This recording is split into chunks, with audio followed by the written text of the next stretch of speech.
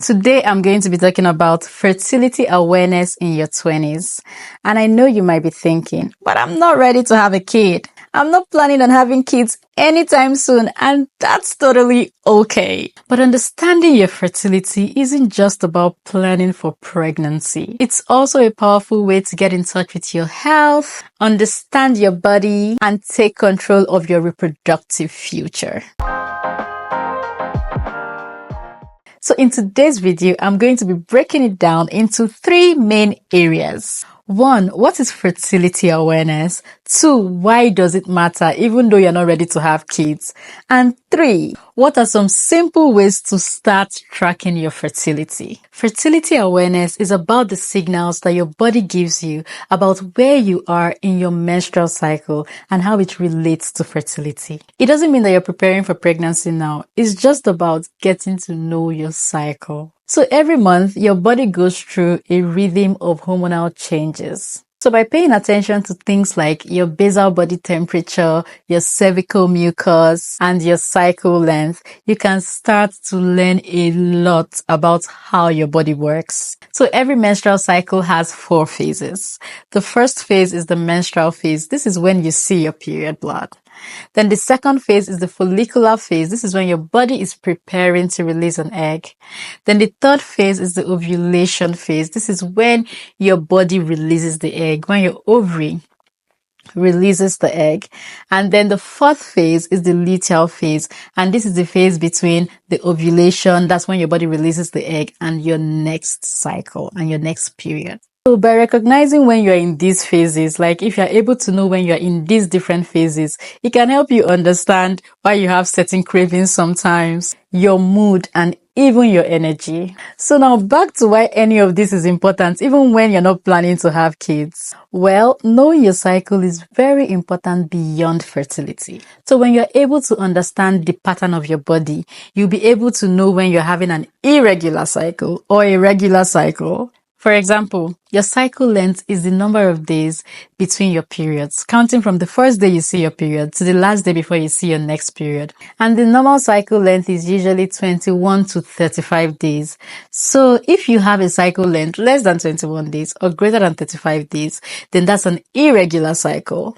So it helps you to know when you're having things like PCOS, polycystic ovarian syndrome. So if you're having a cycle length greater than 38 days, greater than 35 days, then it might be PCOS. But note that there are other criteria to diagnose PCOS. It's not just the irregular period. It can also help you detect some disorders early, like the thyroid disorder. Because if you're having a thyroid disorder like goiter, hyperthyroidism, hypothyroidism, it can affect your cycle. So by the time you're having a shorter cycle length than normal or a longer cycle length than normal, it helps you detect it early. And it also helps you work with your body rather than against it. For example, you might notice that you are more energetic or social during your ovulation. For some people, their libido tends to increase during ovulation. Meanwhile, the luteal phase, that's after you've ovulated, between ovulation and your next period, that's usually downtime. You feel tired, fatigued, your mood is down. So by the time you understand these changes, it can help you practice self-care and balance better. Alright, so let's talk about how to start tracking your fertility. You don't need any fancy equipment, you just need a bit of consistency. So you need to know your fertile period and also your safe period. Fertile period is the period of days when you have unprotected sexual intercourse, the chances of getting pregnant is very high. And then your safe period is the period of days that when you have unprotected sexual intercourse, the chances of getting pregnant is very low. So how do you know this?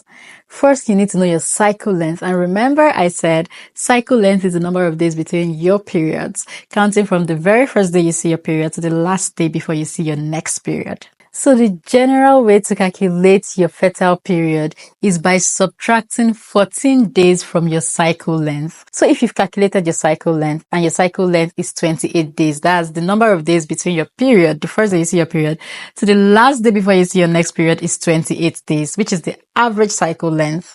But like I said, 21 to 35 is normal. But let's assume that you have a 28-day cycle length.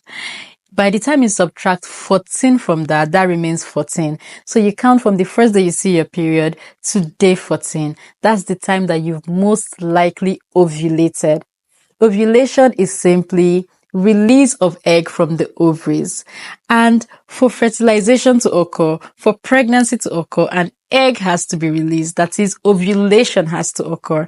And then a sperm has to fertilize the egg for pregnancy to occur. So this is why we calculate your fertile period around the time that you are supposed to be ovulating. So the reason we subtract 14 days from your cycle length is because 14 days is the average luteal phase time.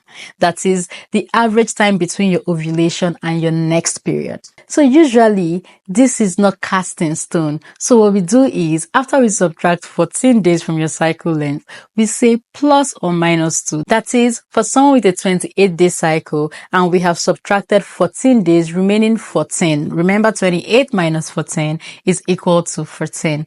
So on day 14, we do plus or minus 2, meaning that you're most likely to ovulate on day 14, but you could either ovulate day 13, day 12, or day 15, day 16.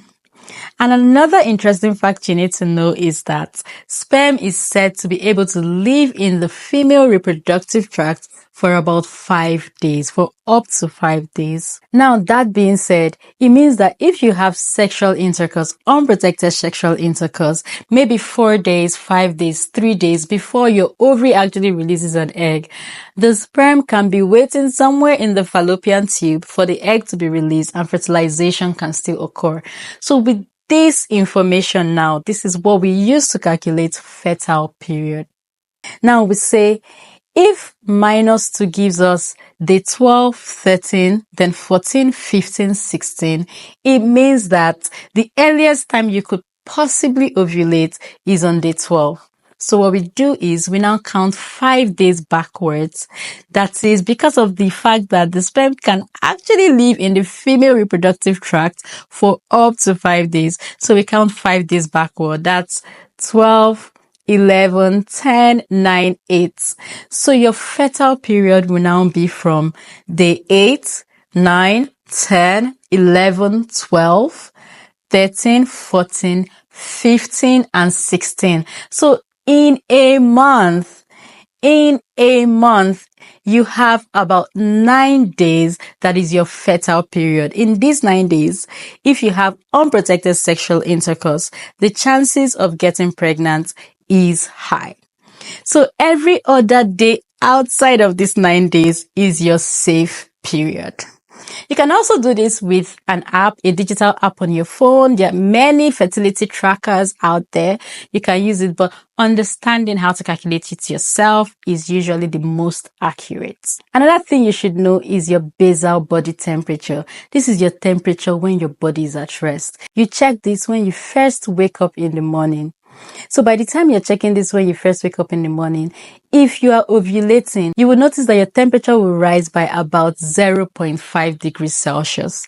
If it is more than this, please try to find out the reason for the rise in temperature. But usually it should be about 0.5 degrees Celsius. When this happens, it just means that ovulation has occurred. Then changes in your cervical mucus.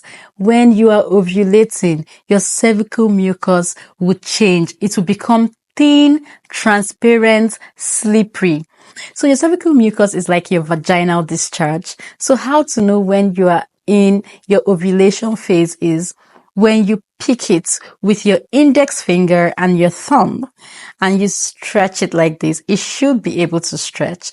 We call this fertile mucus because by the time it becomes clearer, stretchier, thin, it's just to enable sperm, easy passage of sperm into the cervix for fertilization to occur. The cervical mucus usually changes throughout your menstrual cycle, so it's not always thin and slippery and clear. It's only during ovulation it's like that. Sometimes it's thicker and it's not transparent. So that's the basics of fertility awareness in your 20s. So whether or not kids are part of your immediate plan, it's good to be informed. Plus, if you decide to have a family in the future, you already know how your body works. Thank you so much for watching. If you found this informative, like this video, subscribe to my channel, share with your friends, and see you in my next video.